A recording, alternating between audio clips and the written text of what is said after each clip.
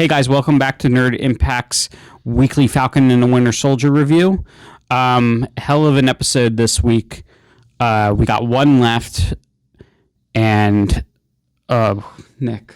So excited for what's going to happen next. I think we got a see few it coming. We got a few pretty clear, not clear answers, but pretty clear hints at least what they want us to believe right now. Maybe we'll be completely thrown for a loop.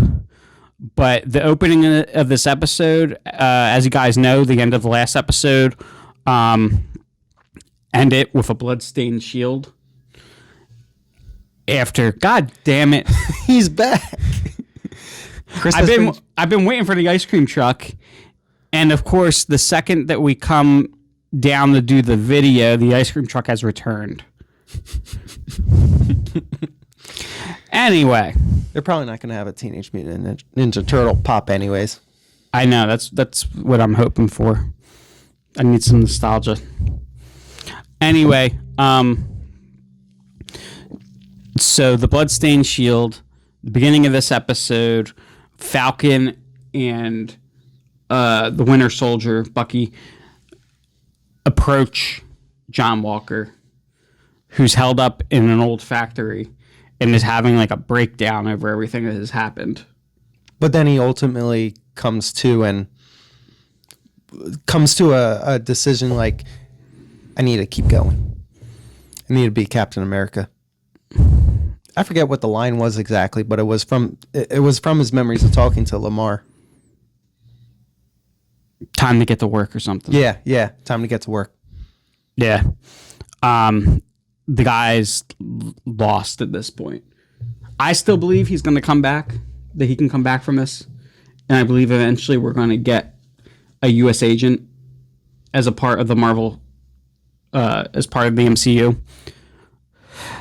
But dude, does he have his work cut out for him? Because he's fallen very, very far, and he has a lot to redeem. Killed a man in cold blood. I was telling Nick, it seems like almost like he convinced himself, even though he knew that the guy wasn't the one that killed Lamar, that he was. He convinced himself that the guy was responsible in some way. Mm-hmm. But I think he's still blaming Carly, but he is finding justification for killing this other guy. Yeah, like even when he was talking to Lamar's family, he basically told them that he dealt justice to the person that did this to him. Which is completely messed up. You know? Yeah. And even when they had... So despite what a lot of people on YouTube seem to be thinking was going to happen, where the U.S. government... It seemed to be a prevalent theory that the U.S. government was going to support what Walker had done. And when I said this to Nick, he's just like... kind of cocked his head. That whole scene was public. They can't back it, or everybody would be against the government. Then they'd have worse problems on their hands. Yeah, so clearly that's not what happened. They came down on John Walker. Maybe not hard enough, because they basically told him, you're fired, more or less. Other than honorable discharge. No pay. No retirement. No benefits. And then we get Elaine from Seinfeld comes in. Contessa Val, who in the comics at one point becomes Madam Hydra. And she gives Walker a blank card and tells him that the best thing you're ever going to do is answer my call when I call you. Yeah. She had an odd opening, though. These boots are not made for walking. That's a bad first line for a character. And, yeah, so we have in a lot of ways in this episode, we have what appears to be the start of the U.S. agent. Bucky and Sam did take the shield. And there was a lot of back and forth of what was going to happen with the shield. That was one of my favorite scenes when, after the fight with Walker, when Bucky picks up the shield and throws it at Sam's side and gives him the look like it's either told you so, like you should have should have kept the shield from the beginning, or man, if there's a time to take charge of the shield, it's now.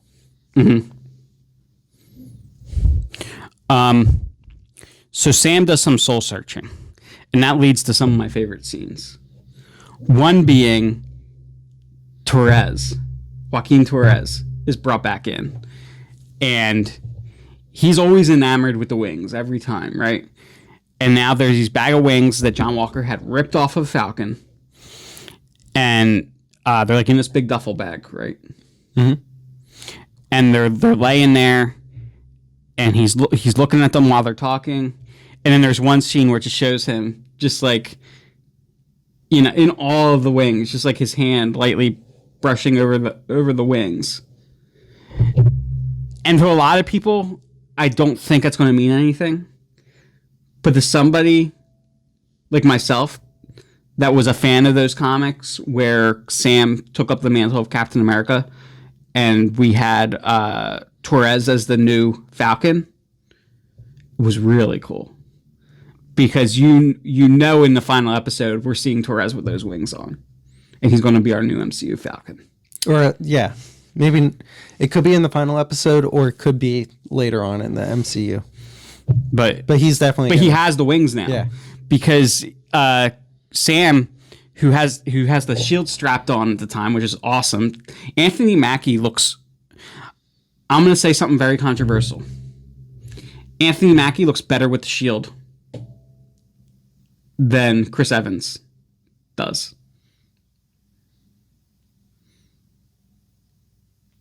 Yeah, I don't have an opinion either way. He looked good with the shield, and Chris Evans looked good with his shield too. I did not like John Walker with the shield.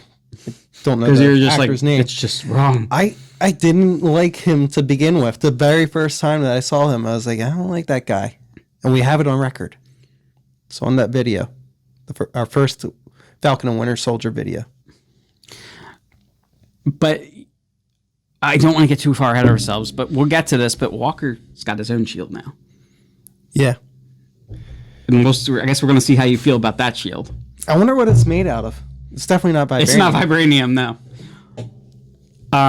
The whole vibranium thing gets to another thing, Nick, that I haven't used. I've been keeping to myself because I want our first discussion about to be on camera. But anyway, so Sam walks out holding the shield, looking awesome. And Torres is standing there with the wings. He's, like, calls Sam's attention back to the wings, and Sam just tells him, keep them. Mm-hmm. And he's going to keep them. Now, you know they need to be repaired. Do you think he's going to make any improvements? I don't know. But, so the next big scene in this, though, that has to do with the shield, is where does Sam go with the shield, Nick? He goes back to Sarah's. No, first. He doesn't immediately go to Sarah's. Okay. He goes to... Isaiah Bradley. Yeah, Isaiah Bradley. So I couldn't remember his name. And we see Eli along the way, too, who we know Eli is later one of the Young Avengers. Mm-hmm. So we get teased with him again. But he goes, he talks to Isaiah. They're talking... Isaiah hates the idea of the shield, Captain America, and what it represents. And he tells us why. You know, what they did to himself and other black men, black soldiers. They gave them what they told them was a tetanus shot, and there's really different variations of the super soldier serum. And everybody except him ended up dying. And then they experimented on him for 30 years, having him locked up, trying to figure out why it was successful. And I guess a nurse took pity on him and declared him dead and was able to get him out somehow. Yeah. So to the world, Isaiah Bradley is dead, does not exist. Which still then leads me, how does Bucky know? But how did Bucky know that he was alive and know where he was? But anyway. Probably tracked him. Bucky was tracking down a lot of people that he knew. Right. A lot of people that he knew and a lot of people that he killed. Mm-hmm. And their families. And I was also wondering if it'll ever come into play the identity of the nurse. Could it be? I don't know. I'm a little bit... I know the ice cream truck's haunting me. Anyway. So, So yeah, what we have, you had this conversation between Isaiah and Sam, and rightly so, the way Isaiah feels because of what the government did to him and these other men, how he feels about their disregard for Black lives. He tells him, the government will never allow Black Captain America. Mm-hmm. And he also says no self-respecting Black man would ever want to be Captain America, which comes up again later. Because Sam's later talking to his sister, and she basically says, she said something about, you're going to let Isaiah Bradley dictate what you're going to do with your life or something. Yeah. Because Sam obviously has very strong feelings about the same stuff, but he believes that he needs to keep trying to make things better. Mm-hmm. And his idea of doing that is to be Captain America, basically, whether or not the government wants it. He also, he says something like, what kind of man would I be? Or I forget what he said exactly, what kind of something he would be if he didn't get back up and fight after all of that. Mm-hmm. So this leads us to just this whole show was awesome, but we get Bucky coming into the town. Sam's back trying to help his sister and his nephews. Bucky comes in to help him repair the boat and to flirt with Sam's sister, Sarah. And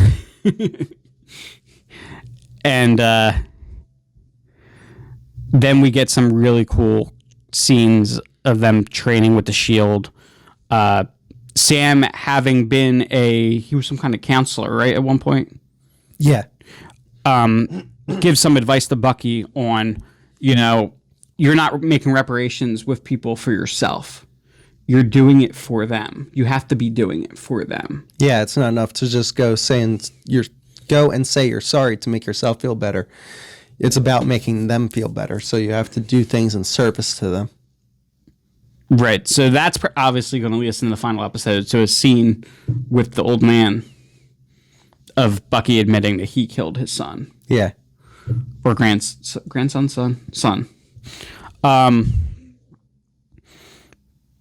But we ultimately, after this, also see Sam decide that he's going to be Captain America. And I can't wait to see Sam in this universe as Captain America. We still have to see what's in that suitcase. Well, Nick, so that's the discussion that I really wanted to have. So what we know about this box is, so when Bucky turned over Baron Zemo to the Dora Milaje, and they're taking him to the raft, which is where superpower criminals are kept. Actually, I think Vulture's on the raft, isn't he? Yeah, I think so. So they're taking him to the raft, but he asked for one more favor. Then he shows up later with this box from Wakanda for Sam. Dude, so Captain America's costume was just a military uniform made to look like a Captain America costume, right? It didn't do anything. The only thing that Captain America had that did anything special was the shield. This ain't gonna be this came from Wakanda. This is not a regular Captain America costume. Like, I hear these continuous arguments, or see these continuous arguments by different reviewers online about Sam not having any powers. I'm sure whatever kind of costume or armor, whatever is in there, it's not going to matter a damn thing that Sam doesn't have any powers. Could be like another... like a vibranium suit, like Black Panther suit. Like a Black Panther suit with Captain America. There's going to be some cool Wakandan tech in this Captain America suit. Yeah. What do you think it could do? What do you think we're going to see? Or in the comics when he was Captain America, he still had wings. You think it's going to be a new set of vibranium wings? I think maybe it's a suit that includes vibranium wings. Yeah. Yeah. Well, okay, that's kind of what I meant. I just didn't include the suit in my sentence. What else could it be? I can't If not that. It's definitely a suit. Whether or not it has wings, still yet to be seen. But it's safe to assume that it's a suit. We got a really serious tease at the end, though, with... Why couldn't they just show us just one image of the suit folded in the box? Just the tease. No tease. We got to see him in it when we first see it. So you want that to be the first time we see... Is just him just showing up wearing it? Yeah. Yeah, that's the best way to do it. And then we got another tease after the credits. We had John Walker building Iron Man. Building Iron America.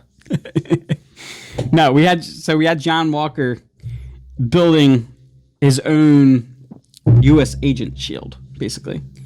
And he takes the metal. Was that metal? He was holding that metal earlier. Was that Lamar's or was that his? Because he's making that the star on the shield, it looks like. You know what I'm talking about? No, I remember star-shaped metal. I remember him taking like the pins from his uniform. That yeah, but there was one in particular he was right? holding, and I didn't know if it was his or if it was Lamar's. I don't know. But yeah. So John Walker at the end of this, who's going to be U.S. agent, I guess, working for Val. He'll be Val's agent because she's going to call him whenever she needs something. And he's got super soldier serum in him now, and he's got a shield. He's got the typical U.S. agent shield. It's red and black. It's going to be really cool, but it's not going to be indestructible for sure. No, because he's just making it in his garage, basically. Yeah, I doubt it's vibranium. It's not vibranium, Nick. You don't have to doubt it. There's no way it's vibranium. It took Howard Stark to design a vibranium shield. And I doubt it's adamantium, too. Have we had adamantium in this universe yet? I don't know. But in the Hulk movie, we did have a formula labeled Weapon Plus. Remember that? No. The super soldier serum was labeled Weapon Plus. Weapon Plus is the larger project that Weapon X, Wolverine, was a part of. Oh. Weapon X is actually Weapon 10. Weapon 1, also known as Project Rebirth, is what created Captain America. So are they all part of this Weapon Plus? Like that's the umbrella? Yeah. Okay. Started with Captain America and didn't end with, but one of the later phases of that was Wolverine. And adamantium in the comics is an attempt to recreate vibranium. I did not know that. But I do remember that vibranium, at least in this universe, is susceptible to gamma radiation, right? Like it weakens it? I don't know about that. I seem to remember that. I either remember it from a cartoon Marvel movie or from the MCU. I think it's the MCU, though, which is why the Hulk was so effective against the alien ships when they came through. Were the alien ships made of vibranium? I think so. I don't remember that. Maybe I'm thinking of the Hulk versus Wolverine movie. I don't know. Nick, you got some homework to do. Yeah. But yeah, there was so many big things that happened in this episode. Oh, we forgot one of the biggest. I'm just calling it. Sharon Carter is the freaking power broker. If she's not, they might as well make her the power broker because it's very clear she's not. She's a bad guy now. Yeah. She sent Batroc the Leaper. Nick didn't notice this right away, but I pointed out the guy on the phone was speaking French. And then Batroc the Leaper shows up later with Carly. Sharon's behind this. She's the power broker. That is the most likely scenario. Which is kind of weird and upsetting, but also something that you wouldn't expect because Sharon has never been a villain in the comics. And she, in Captain America, the Winter Soldier, she was a love interest to present it as a love interest to Steve. And she's also the niece of Peggy, right? Yeah. Well, we know she's very bitter after the 5 years. We got that early on in this show. Mm-hmm. Was she snapped out or was she there for 5 years? I think she was there for 5 years. I think she's been on the run since the Civil War. Mm-hmm. But what do you think the deeper motivation could be? And we're running out of time. I know. Real quick, Nick, what do you think the deeper motivation could be for Sharon? What she's doing? Maybe she thinks Steve somehow ruined her aunt's life. I don't know. But we'll think more about this, and the next time we talk to you guys, we will be we will know the answer. But as always, don't forget to like, comment, and subscribe on Facebook and on YouTube. And until next time, stay nerdy.